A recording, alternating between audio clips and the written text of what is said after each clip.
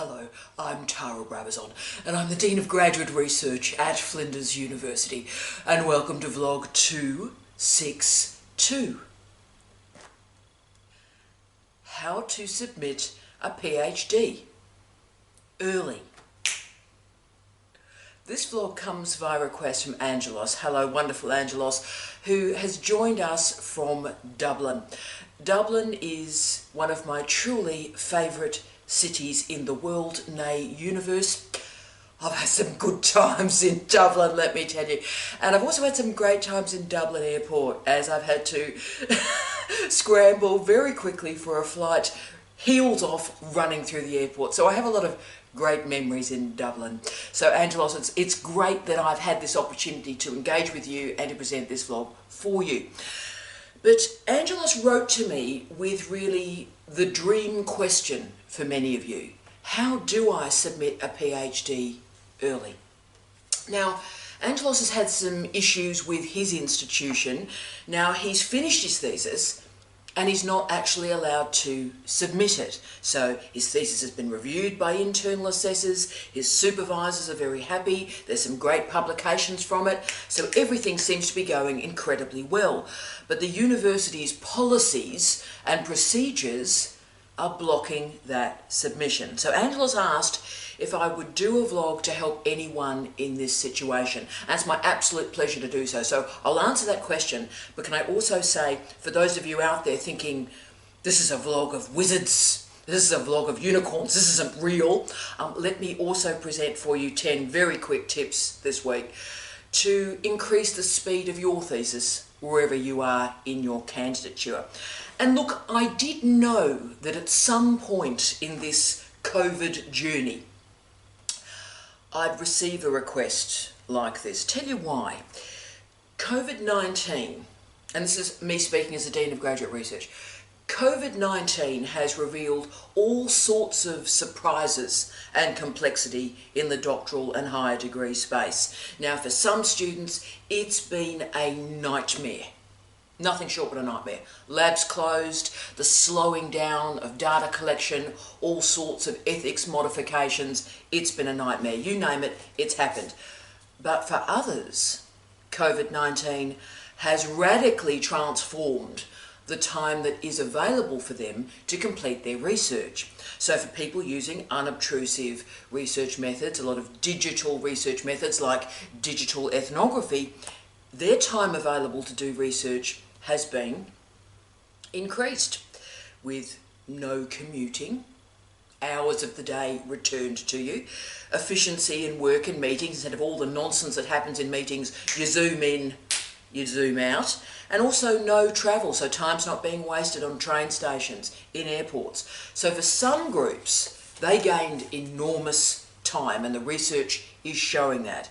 Now, the challenge with what I've just stated is that there is an incredible differentiation via social variables about the group that's done very well out of COVID and the group that has not. Shall we go through the sociological problems here? Those with caring responsibilities, childcare responsibilities, homeschooling anyone, unemployment, underemployment, incredible homelessness issues, housing instability, and also, of course, economic instability. So those inequalities that I've just talked about that have manifested in doctoral programs, they are of course gendered, raced, classed and aged. But also those variables have manifested differently between different nations and indeed between different regions in different nations. But the differentiation is clear. Just as some academics have produced a lot more research during COVID, some colleagues have produced much less, and how we manage that as a higher degree and as a higher education community, I think is incredibly important for decades. And as you can see, so much of this is about being dependent on the opportunities that are available to you. And for some groups in our culture, those opportunities have been truncated. For some, they've been enlarged. So from this bizarre period in history, there are some crew, that have been able to produce a quick degree. Now let's be clear about this group. They've worked hard, They couldn't go out. They were in lockdown, shutdown. They couldn't go out. They didn't have a lot of dough, so they stayed at home and they completed their PhD. Now, that is terrific for that group of people, and we all wish them well, and that's tremendous. Hard yakka, good on you. But in some universities, this fast completer is a problem, and let me tell you why. The PhD, and indeed the research masters, these higher degrees are different from every other degree we have in a university. These higher degrees are what we call a time-based degree. So we don't enrol in semesters or terms when we're in a higher degree. You enrol and the clock commences on your enrolment. So you're not really organised by an academic calendar at all. The PhD student has a different clock, and indeed every different PhD student has a different clock. You might have two students, and this happens all the time, that start on the same day and they finish on very different days. They may move from full-time to part-time, part-time to full-time. They may be on sick leave, mat leave, pat leave, suspension or intermission for health or work-related reasons. Also, parental care, caring responsibilities. Right. Now, all these events are called variations. Variations. So, variations change the clock of your PhD. And these variations mean that every single PhD student has, you've guessed it, a different clock. Now, universities, sadly, confuse standards with standardisation. And so there's an assumption, and that's all it is an assumption, that to reach the scope and the scale of what is required for an original contribution to knowledge, that a minimum amount of time is required. And can I say, often in the regs, we have maximum times that are also specified. So basically, if you haven't finished in 10 years, mate, please save yourself. Get on with the rest of your life. So there's often minimum and maximum times. But this confusion of standards and standardisation impacts incredibly on higher degree programs, because every PhD research is different, every PhD student is different. Now, I finished my PhD. I finished my PhD like Angelos pretty quickly. I finished it in what was called 18 months full time. Now, how that 18 months was calculated was I had 1 year full time and 1 year part time. So when you do the maths on that, 1 year full time, 1 year half time, you end up with 18 months in time-based land. Now, I had to finish quickly while I was in that full-time job, because I needed the doctorate to get the next job. The job market then, like the job market now, is incredibly competitive. If you don't have a PhD, you ain't shortlisted. You ain't shortlisted. So therefore I needed the doctorate finished to get the next post, and that focuses the mind. So while in full-time work, I worked incredibly hard. Got up incredibly early before the working day, worked all weekends, didn't go anywhere, did nothing. And also I made sure I had a very, very clear project, a strong original contribution to knowledge, and I went for it. I went for it. And I had no alternative but to go for it, because no PhD, no next job. Hello. And that focuses the mind. Now, I submitted early and my supervisor wouldn't sign it off. Hadn't read a word of it. And of course then decided, well, I'm not going to allow her to submit it because it's early anyway. And so I simply applied to my university for an early admission and an early completion, and they submitted that thesis on the basis of that request, and the result was 3 examiners, in this case 3 examiners returned it with a 1, that in a lot of systems is an A, that is 3 people granted it, passed without correction. Okay, so I'm telling you that story because I want you to see that reaching academic standards has very little to do with standardisation of time. And there are so many working variables we have to consider in a doctorate in terms of caring for our students and our individual students. And of course, COVID is only adding added variables and complexity to this time-based conversation. And that's why most universities, including Flinders University, we have a special line in our policy. And I put it there, a special line in our policy that allows students to apply to the Dean of Graduate Research and make a case. You've got to make a case for an early submission. And I'm sure many universities around the world have exactly that same line. So as you can see, considering my life history, when students write to me with a good case, I am supportive of letting them submit early and getting on with their lives. So if this is you, look at your institutional policies and procedural suite. See what is possible and write to my equivalent at your university and see what happens. So I want you to succeed. That's all I care about. That's the only reason I'm in this business. I want you to succeed. And I want you to use the PhD to punch forward your career. Why would I have you sitting spinning your wheels? I want you to get on with the rest of your life. So if the thesis is great, submit it, get on with that life. Now, let's do the risk. The risk in this story is scope and scale. So have you actually rendered enough research to make it a PhD? Now this is a legitimate risk, and that's why universities use time as a proxy for scope and scale, because you need a proxy, and that's one, and an elegant one, as I'm arguing today. But let's get into this legitimate risk. So I failed 3 PhDs as an examiner in my career, and I've examined hundreds, but I failed 3. And dead fail. And all of them were on the grounds of scope and scale. So that means in the case of those 3 candidates, the theses looked a lot like an honours thesis. To be honest, I got the thesis, looked like an honours thesis. For my North American colleagues, it looked like a capstone. Presentation. There was a reference list, a bibliography, but it was very small. It was truncated, and the theory was way too low. It was pitched way too low. The methodologies were naive, they were basic, and there was no disciplinary literacy at all. So the organisation of the research was a complete mess. And after I examined those 3, I left with the question, what knowledge has been created here? What knowledge has been created here? Can I say, by the way, those 3 theses were not submitted early. They were actually long candidatures. So there's nothing early here. These 3 problematic theses went the full time and beyond, okay? But you can see why people are worried about the early submitter. So for you, make sure that the scope and the scale is there, that the fundamentals are there, and your original contribution to knowledge is really clear.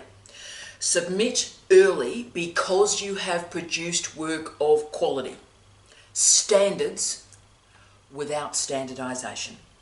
So I wanted to finish off this vlog with 10 quick strategies. For those of you watching this going, this is the dream, early submission, you're a wizard, Tara, you can't speak of this, this is not possible. Well, look, it is possible. And for those of you that are desperately out there, just trying to finish a little bit faster, I want to provide 10 very quick ideas for you to accelerate that completion. And look, to quote the great philosopher Jerry Halliwell, scream if you want to go faster. 1. Crucial. Learn the lessons from your earlier degrees. Research training is never wasted. Now, policymakers and people like me often use phrases like research training. Look, I've been very worried about the phrase research training for about 25 years. It is a problematic phrase, but behind that problematic phrase is something enormous and incredibly important. Now, I was trained properly, and what that means is I had remarkable teachers from first year who pushed me at an undergraduate level, so I had to read a lot, I had to write a lot, standards, lift, and then I did honours. I cried with the scale of the work I had to do. It was that hard, but because I did it, I was able to lift, and I had good research training. So I learnt new skills, and then I applied them in my research master's degree. time-based degree. I had 2 years to do it. I finished that in 2 years. But all of this meant that I had excellent research training. So I could throw myself into a PhD and know what I was doing. You know that cliche, hit the ground running? Well, that's what I'm recommending to you today. So every opportunity you have through all your degrees, and I know there's a lot of people watching these vlogs in undergraduate degrees, but also in coursework masters getting ready for a PhD. You rock, that's fantastic. For all of you out there, take every opportunity that is given to you to read and to write, to learn about research, seek out MOOCs that help you, everything. Take those opportunities, because if you've got those meta skills, if you've got those research skills, they will serve you well for a quick completion. 2, establish your research problem quickly.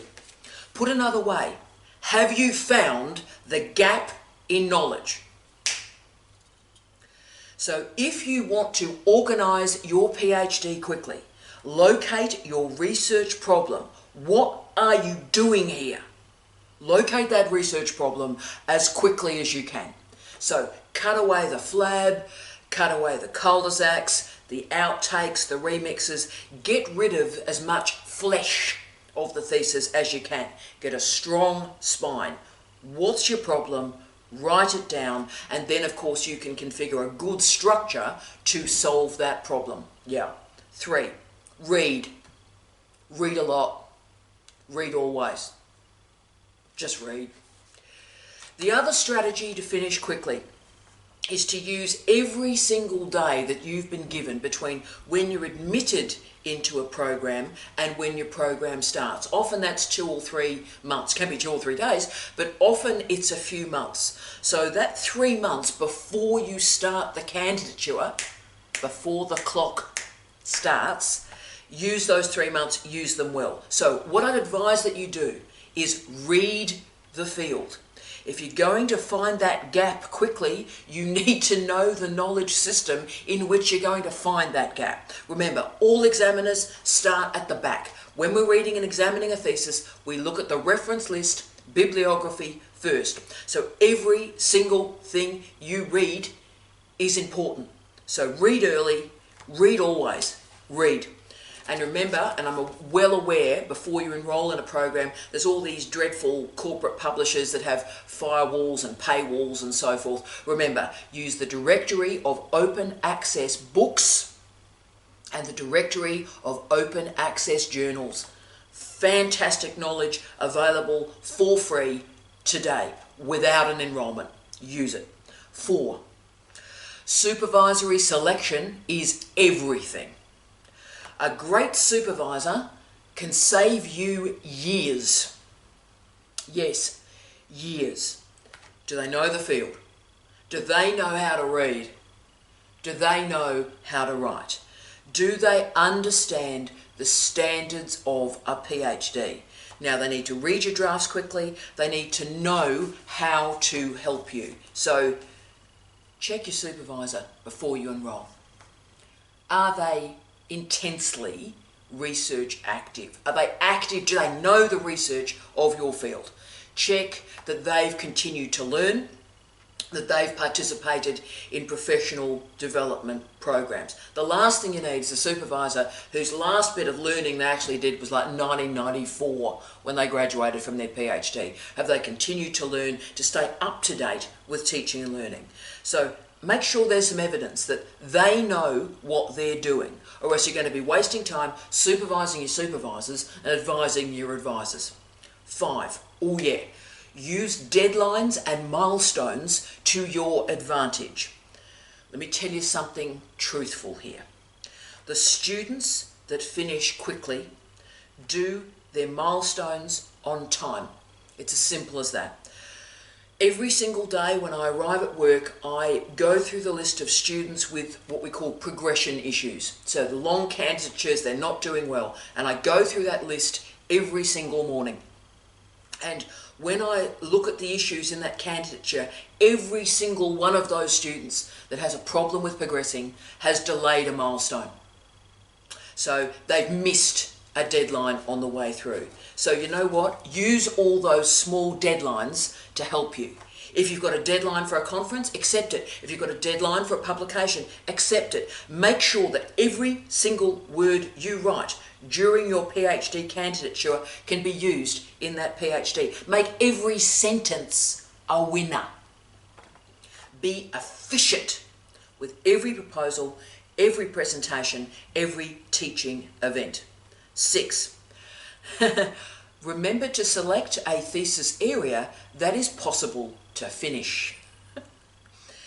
Look, if you walk into an area where you know the ethics process is lengthy, then you walk into that situation knowing there's going to be problems finishing a timely PhD. I see so many students select a topic that can't be finished at all, let alone finished in the minimum time. So if you want a quick PhD, then choose a topic that's clear.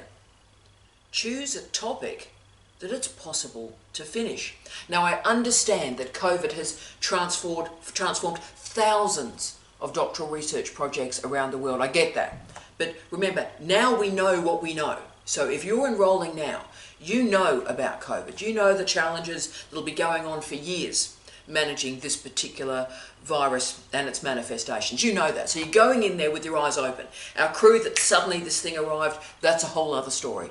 But if you're starting now, you know what's going on here. So start with your eyes open. Your PhD is not the best research project you will ever complete. Your PhD is the worst research project that you'll ever complete. So just remember, a PhD is a qualification. It's a degree. That's all it is. It's a degree. So start that degree so that you can finish that degree. 7. Keep motivated. Keep your eye on the prize. Long candidatures cause so many problems. Money runs out. And yes, supervisors leave an institution for another job, or supervisors die.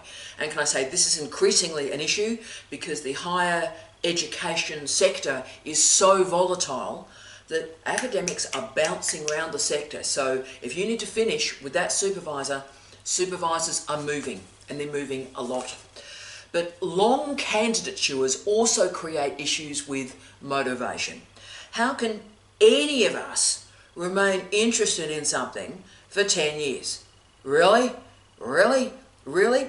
So remember, start your PhD seeing the ending. Start your PhD seeing that ending. And this will allow you to sustain motivation and to sustain momentum.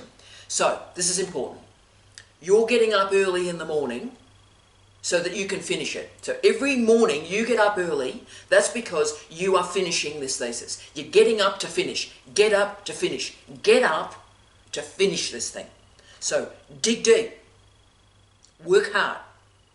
And what that will allow you to see is progression at speed. And when you can see the work you're doing, that fuels your motivation and increases your speed again. 8. Oh yeah. Do not see the PhD as a mountain. See it as a walk to the shops. Students that have problems completing the PhD get overwhelmed by it. So they see a PhD as a Mount Everest that they can never reach. Actually, a PhD is based on pretty basic, mediocre, daily tasks that are completely predictable. So therefore it is time to revision your PhD. If you want to finish quickly, then don't think about Mount Everest. Think about, I'm going to read this article. I'm going to read this article. Think about, I'm going to write that paragraph. I'm going to write that paragraph. So leave Mount Everest to Tenzing. Go for a walk down the shops, read that article, write that paragraph, and that's how you finish your PhD, one paragraph at a time. 9. Thank you, Simply Read. Money's too tight to mention. 9. Money's too tight to mention. Short PhDs are really the only type of PhD that's possible for most of our students now, because money is tight, really tight, and funding for universities is really, really tight. Now, hard lesson here. I've seen so many students, and I'm talking about thousands of students, that have a scholarship or stipend in some form, and they don't finish the thesis when the scholarship finishes, right? So they're on a scholarship and they don't finish the research in time when the funding stops. Now, what happens after that scholarship stops is a narrative, is a story of tragedy, time and time again. So let me tell you what happens. Research project's not finished, money is stopped. Students cascade into poverty, mental health issues, homelessness, and of course, relationship breakdowns, right? That's what occurs. It's a narrative of despair. So, if you need the motivation to finish quickly, do it for the money. Do it for the money. Now, I didn't have an option but to finish quickly. I didn't have a plan B. So for those of you out there with this small amount of money to finish this thesis, do whatever you can, please, to match the completion of the project with the ending of the funding. Because if your funding sources run out, your research project, your life will cascade into some intellectually, social, personally really troubling spaces. Therefore, a quick PhD is good for your bank balance and it's good for your health. Now, there's so much work around at the moment that's looking at the work and life balance and well-being and stuff. I get all of that, have a bit of a problem with some of those phrases, but I respect the work. But you see, I've also seen the other side. I've seen the cost, the deep and profound cost of a long PhD. So if you can work hard and finish it quickly, please do that. Please do that. 10. Work in spurts because life happens. Now, let's do the cliche, shall we? The road to hell is paved with good intentions. Now, you may want to, really want to complete a quick PhD, but you know, life happens. Bad things happen to good people in just about every single PhD. Relationships end, people die, people get sick, housing insecurity, run out of dough. Bad stuff happens. You name it, it happens in a PhD program. But some of the quick tips that I've provided today about speed can be applied to a thesis with a conventional length, because you work in spurts, and I really recommend this. So work in spurts. When you're sailing well, so when, okay, we're doing all right, work hard, really work hard, full throttle. So work hard in the good times so that when the storm hits, you are ahead of the curve. Crucial. I've seen so many people, particularly with caring responsibilities for parents or kids, and they use the spurt method so well. So when they can do this incredible, intense spurt moment, they do it. I've got a day. I've got a free day. I'm going to give it everything, and they do. I've got an hour. I've got an hour before the kids get up. Let's give it an hour of power. Come on. Now, if you can connect these spurts, that's how you finish a PhD. But these spurts can also create insurance for tough times. Wow. So, Angelos, thank you so much for this great request. You are an amazing human being and an amazing researcher. And, you know, let us know how this all goes for you. And I hope you have a wonderful career. And you've got this. You've got this. And thank you for this request. So I wish, Angelos, I wish all of you an incredibly successful future based on a quick, sharp PhD. I wish you love, light, and peace. Tea out.